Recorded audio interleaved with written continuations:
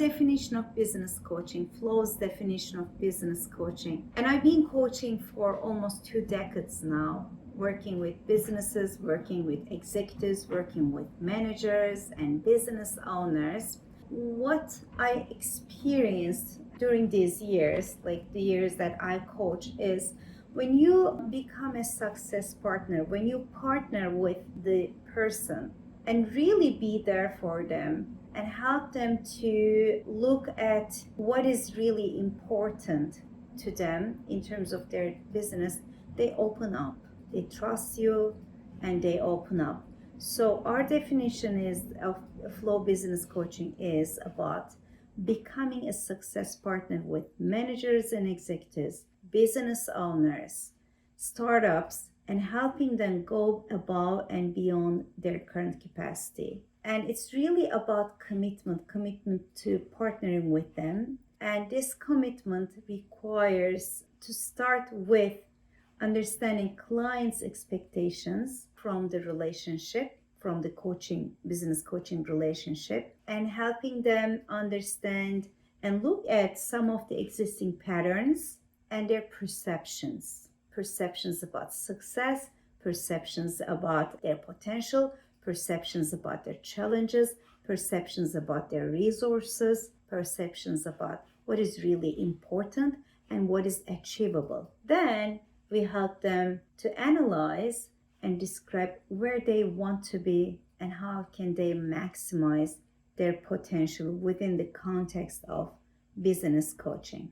Maybe you remember in our first class, I said like executives are people, leaders are people, business owners are people. So our perspective always is that whether it's business coaching, whether it's executive coaching, whether it's corporate coaching, I put those under the umbrella of business coaching, by the way. We don't only work on short-term business goals, rather as a Flow business coach, take a more in-depth approach and offer or facilitate a process of developing a bigger understanding, a macro perspective of what positive change would look like. What would it mean for them? Suppose that, they have accomplished all of their goals, business, professional, and personal.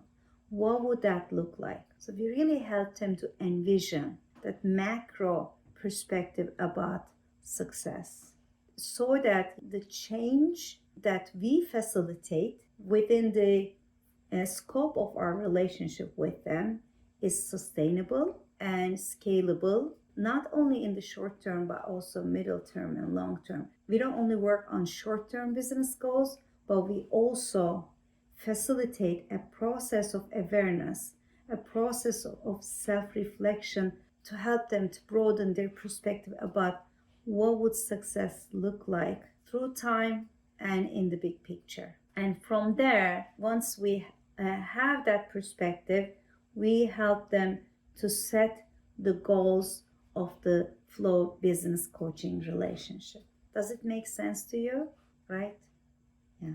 Sometimes, I mentor a lot of coaches, and sometimes they come to me and they say, like, their clients are short on finding meaningful goals. Like, they can't think of meaningful goals. That's why the coaching relationship remains shallow. They can't go bring the client to reflect deeper because the client cannot find meaningful goals. When I mentor them, one of my suggestions is really to facilitate a process of envisioning the big picture. And once the client, the person, the individual is able to envision that big picture, then setting up meaningful business coaching goals become easier. Does it make sense to you? And since we talk about flow, we also invite the business person, whether the person is executive, whether the person is manager or business owner, to also reflect about what would flow look like for them if they are successful. We're not talking about only achieving transactional short-term goals, right? We're talking about a bigger scope of transformation where the individual, is able to experience more flow in their professional life, in their business life, so that the change makes sense and increases their state of joy, their state of well-being. That's why we say it's holistic. The flow coaching approach is holistic. There's nothing wrong with just focusing on transactional goals. By the way, some clients might pursue that. And yet, my experience is that when you help them to think beyond that, the change wired in their system and is more embraced. Any questions? Yeah, I have a question. So basically, when we are defining the vision with our clients, I'm a bit confused with how you would actually define like a period of time for your client to reach their goals, whatever their goals are, and how do you translate that into being scalable, middle and long term? Because I guess like first they have like an immediate goal or like an urgency. That's the reason why they will call you. And then later on that would translate into something else. But then when you're setting goals at the beginning, it's a bit like, okay, I will solve this problem, but eventually we are going to do something else in the future. So I'm a bit confused with the duration of the coaching and how you read that at the beginning. Yeah, that make sense? Yeah. That's why I always say, like, really invest in the relationship. Invest in the relationship in the beginning. Don't start to coach in as soon as you meet the person. Just invest in the relationship. Make sure that you have the right understanding, they have the right understanding about how you work with them, with clients, what coaching is not, what flow coaching is, what flow coaching is not. Invest in the relationship and then slowly open that safe space that we have been talking about. And today we will be diving into listening levels. And it's really about opening that safe and brave space, and then invite them to envision what would positive change, meaningful change, where flow is accomplished, where they experience more flow looks like. And then start from there. And then of course, some clients will come to you, and it happens with a specific goal in their mind, which is okay. But as they discover, as they explore, believe me, they will want to go deeper if the relationship is right. You trust the process and they trust the process. And it is okay, by the way, Yanina, to recontract during the relationship if more meaningful and deeper goals, or if client realizes that, oh, this is not really what I want, this is the surface goal, I want to go deeper, I have something else. And it's okay to recontract and renew the agreement and revisit the goals. Thank you. And I realize that Nicole is here, by the way. Hi, Nicole. Welcome. I know I'm you couldn't so sorry. make. Zoom kept crashing my computer, and I had to get IT involved. I couldn't get on. It just kept crashing. Okay. So sorry for being late. I apologize. It's okay. Can you tell a bit about yourself before we dive in? Sure. Hi, everybody.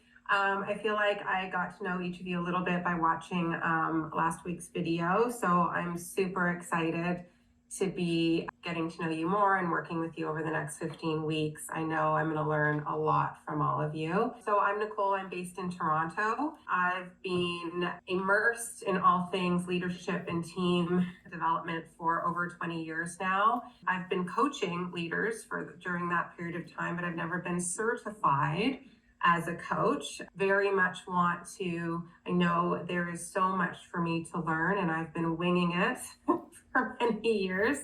And I'm excited to learn from you, Talyaa, and all of you that just elevate my own awareness through this process. So yeah, so that's a little bit about me. I'm a mom. I've got 2 kids. I'm at home today. Thank you. We were away last week, so apologies for me missing the first session. It's okay. Thank you, Nicole. Welcome. And we will learn from you too. We all learn from each other. So thank you. Okay, everyone is here. Yay! So happy now. So I just wanted to have a quick group discussion, just to help our brains, to help ourselves, to start thinking about where do I feel my passion lies as a business coach, right?